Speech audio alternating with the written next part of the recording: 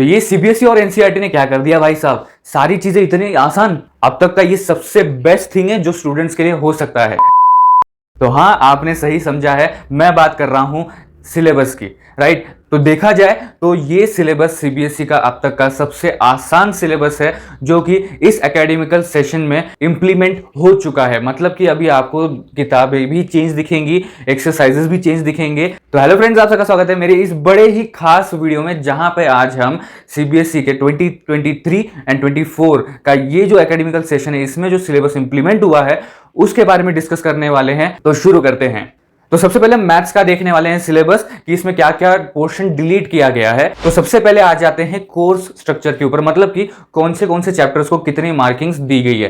तो टोटल आपके 7 सेक्शंस है जिसके अंडर आपके सारे के सारे चैप्टर्स आते हैं। फिर वो रियल नंबर से कंस्ट्रक्शन से लेकर स्टैटिस्टिक एंड प्रोबेबिलिटी तक, ठीक है। तो 2 सेक्शन ऐसे हैं जिनको सेम मार्क्स अलॉट किए गए हैं, मतलब उनका वेटेज सेम रहने वाला है, और वो है number system and coordinate geometry. And then जो आपका अलजेब्रा सेक्शन है, इसको 20 मार्क्स अलॉट किए गए हैं। तो अगला जो सेक्शन है ज्योमेट्री का, इसका 15 मार्क्स का अलॉटमेंट है, और जो ट्रिग्नोमेट्री का सेक्शन है इसको 12 मार्क्स का अलॉटमेंट है, और जो आखिरी सेक्शन आता है स्टैटिस्टिक एंड प्रोबेबिलिटी, इसको 11 मार्क्स अलॉटेड है। सो ऑल ओवर टोटल कितना हो गया, 80 हो गया। सो इस तरीके से पूरा कोर्स स्ट्रक्चर है, जैसे कि आप स्क्रीन पे भी देख सकते हैं। तो जब हम ये सिलेबस देख रहे हैं तो इनको 2 हिसाब से देखेंगे, एक तो ओल्ड टेक्स्ट बुक के हिसाब से और एक तो नई टेक्स्ट बुक के हिसाब से, क्योंकि जो नया टेक्स्ट बुक आया है वो अभी फिलहाल तो आया है हमारी सीबीएसई और एनसीईआरटी के साइट्स पे, और नए टेक्स्ट बुक का जो सॉफ्टवेयर कॉपी है, जैसे कि आप डिजिटली देख सकते हैं, वो आ चुका है, बट अब तक हार्डवेयर कॉपी देखने को नहीं मिला है, ठीक है। तो कुछ ही बच्चों के पास नया हार्डवेयर कॉपी है, नया एडिशन है, और ज्यादातर बच्चों के पास हो सकता है कि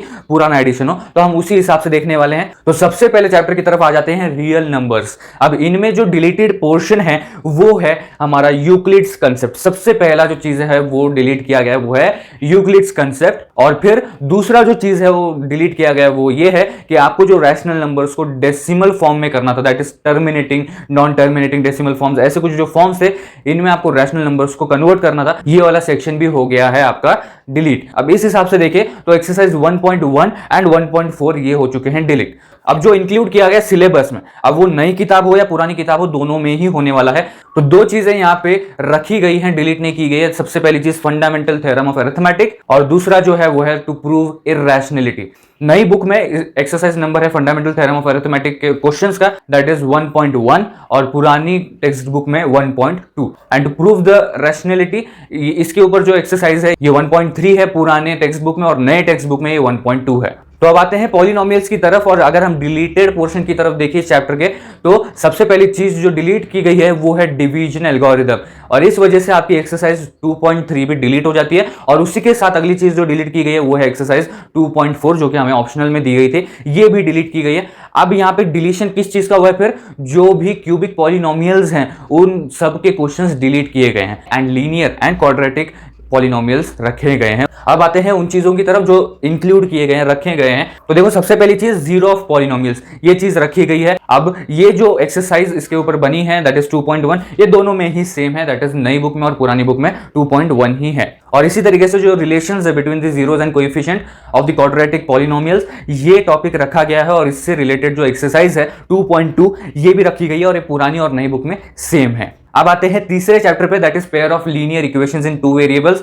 अब इस चैप्टर में ज्यादातर चीजें डिलीट की गई है और थोड़ी ही चीजें हैं वो रखी गई है, ताकि ये जो चैप्टर है आपके लिए आसान हो जाए। तो सबसे पहली चीज जो है वो डिलीट की गई है वो है कन्वर्टिंग लीनियर इक्वेशंस इन ग्राफ। मतलब कि आपको इक्वेशंस दी जाती थी, उस हिसाब से आपको ग्राफ्स बनाने थे, तो वो डिलीट किया गया है, और उस वजह से आपका एक्सरसाइज 3.1 डिलीट हो जाता है। इसके आगे क्रॉस मल्टीप्लिकेशन मेथड और रिडक्शन मेथड, ये 2 चीजें डिलीट की गई है, जिस वजह से आपका एक्सरसाइज 3.5 एंड 3.6 डिलीट हो जाता है। एंड जो ऑप्शनल एक्सरसाइज है 3.7 ये भी डिलीट किया गया है।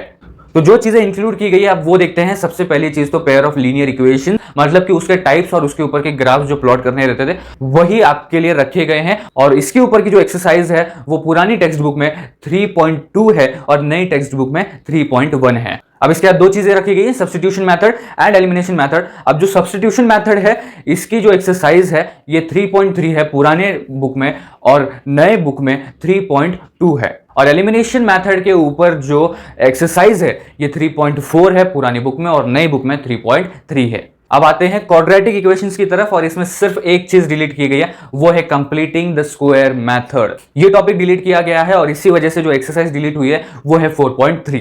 अब जो इंक्लूडेड चीज है, सबसे पहली चीज दैट इज क्वाड्रेटिक इक्वेशंस, ये रखा गया है, टॉपिक का ही नाम है, इसी को हटा देते तो कैसे चलता। तो इसको रखा गया है और पुरानी और नई बुक में इन दोनों के एक्सरसाइज नंबर सेम है, दैट इज 4.1। उसके बाद roots of quadratic equation by factorisation method, अब ये टॉपिक भी रखा गया है और इसकी जो एक्सरसाइज है 4.2, ये दोनों में ही सेम है, ओल्ड बुक में भी नई बुक में भी।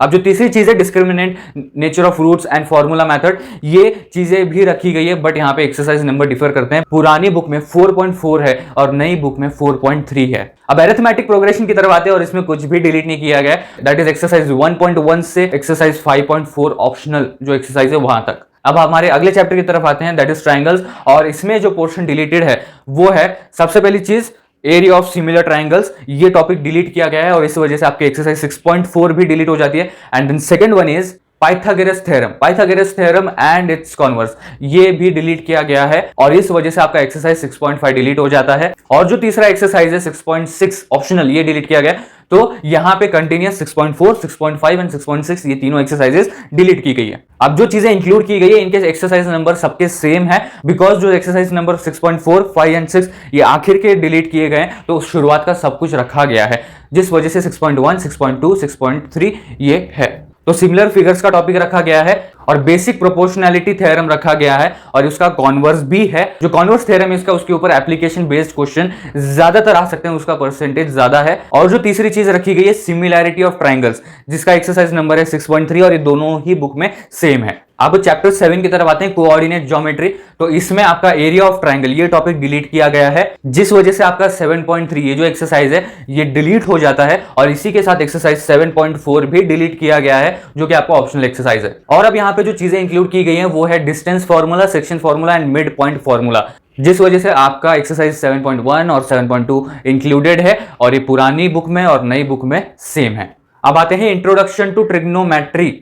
अब ये जो चैप्टर है इसमें सिर्फ एक ही चीज डिलीट की गई है, वो है कॉम्प्लीमेंट्री एंगल का पूरा टॉपिक और उससे रिलेटेड जितने भी क्वेश्चंस होंगे वो सारे के सारे डिलीट किए गए हैं। जैसे कि क्वेश्चन नंबर 3 जो कि 8.4 एक्सरसाइज में आता है, तो 8.4 एक्सरसाइज तो रखा गया है, बट उसके अंदर जो क्वेश्चन नंबर 3 है ये कैंसिल किया गया क्योंकि वो कॉम्प्लीमेंट्री एंगल के टॉपिक के ऊपर बेस्ड है। अब यहाँ पे सबसे पहले जो चीज रखी गई है वो है ट्रिग्नोमेट्रिक रेशियोज और उसके बाद जो सेकंड चीज है वो है trigonometric ratios of standard angles, और इनके जो एक्सरसाइज नंबर है 8.1 एंड 8.2 ये दोनों ही बुक में सेम है। अब जो तीसरी चीज है जो इंक्लूड की गई है वो है ट्रिग्नोमेट्रिक आइडेंटिटीज, और इसका जो एक्सरसाइज नंबर है ये पुरानी बुक में 8.4 है और नई बुक में 8.3 है। और उसके बाद उसी के ऊपर का application based chapter that is some applications of trigonometry.